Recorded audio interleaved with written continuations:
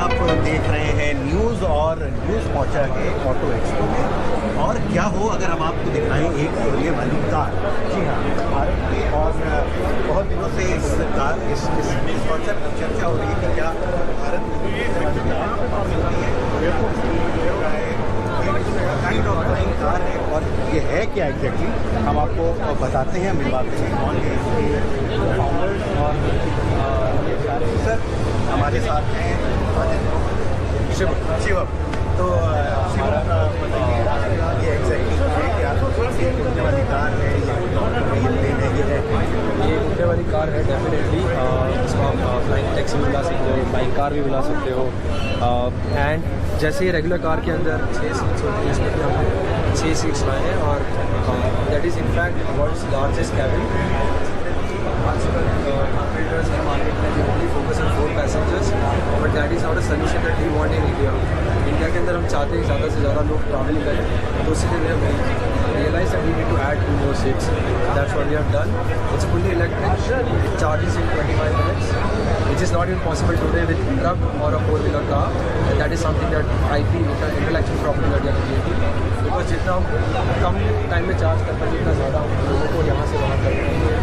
They can actually contribute to the GDP of the country. ये हमें बताइए इसका स्ट्रक्चर का डायमेंशन में बताइए कितनी लंबी चौड़ी है ये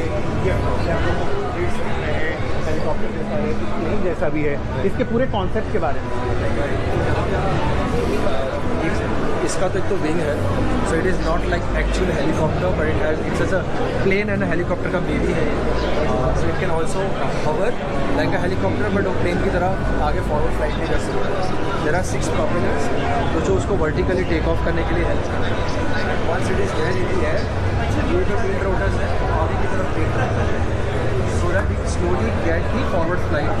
जैसे हमने enough speed पकड़ ली, का काम नहीं करता, propeller stops and then the booster जो है that adds to the speed.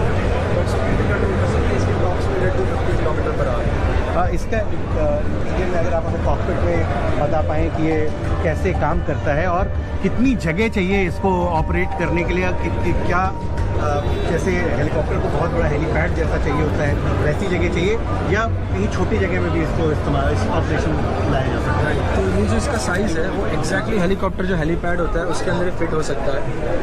तो अगर बैंगलोर में देखने जाए तो गवर्नमेंट ने 160 हेलीपैड्स ऑलरेडी रिकगनाइज कर चुके हैं, तो हमें कोई प्रोसेस से बनाने की ज़रूरत नहीं है। हम बस वही हेलीपैड्स पे एक और व्हीकल उतार सकते हैं।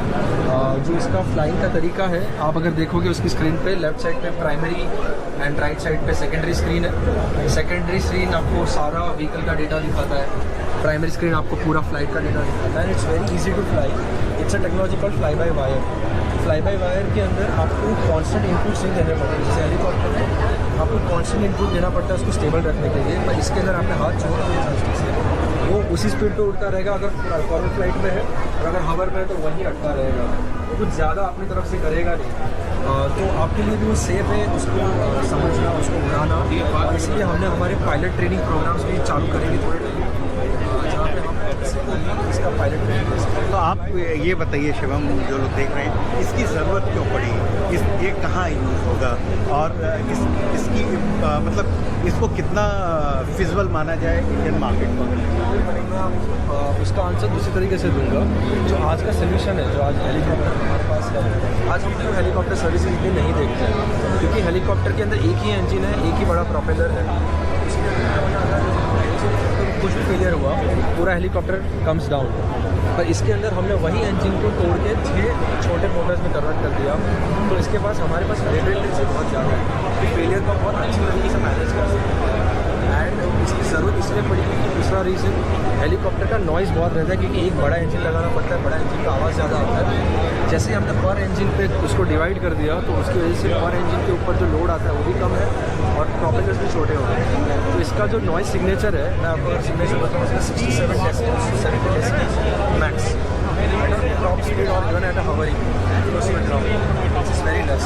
तो और ये यहाँ पे हम भारत का झंडा देख सकते हैं, ये 100% मेक इन इंडिया है। 100% make in India, design manufactured thought from India and loved from India, loved by India. हाँ, ये पीछे हम देख रहे हैं कि ये 4 EV है। चार्ज करके आया जा सकता है। ये आप बताएंगे कि अगर एक बार ये फुल चार्ज हो जाता है तो इसकी क्या कैपेसिटी है, कितनी दूर जा सकता है, कितना वजन उठा सकता है?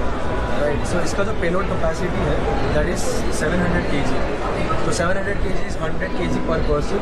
अगर पूरा ऑक्यूपाइड है तो, अगर कम ऑक्यूपाइड है तो people can carry. So that's there.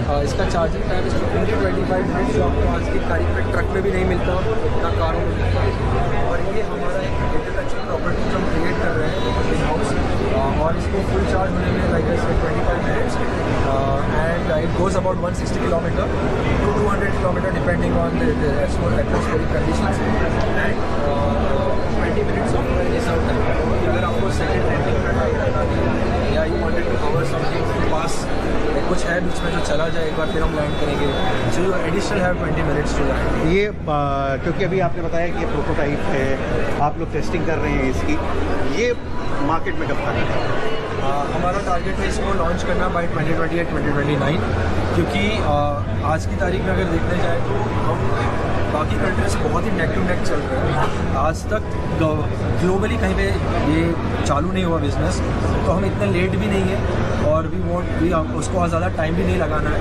तो जैसे ये बनेगा गवर्नमेंट से प्रॉब्लम सॉल्व हो जाएगा आउट देयर इन 2028-2029। अब ये भी बता दें कि अगर किसी को इसको खरीदना हो तो उसकी जेब पे कितना भारी पड़ेगा ये?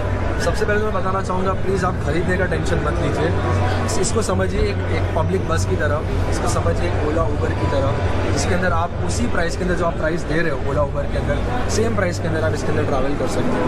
तो फिर खरीदने का झंझट नहीं हो। फिर भी अगर आपको खरीदना है तो प्लीज़ कॉन्टैक्ट अस एंड हमारे CEO आपसे जब बात करेंगे and will take it. Thank you very much.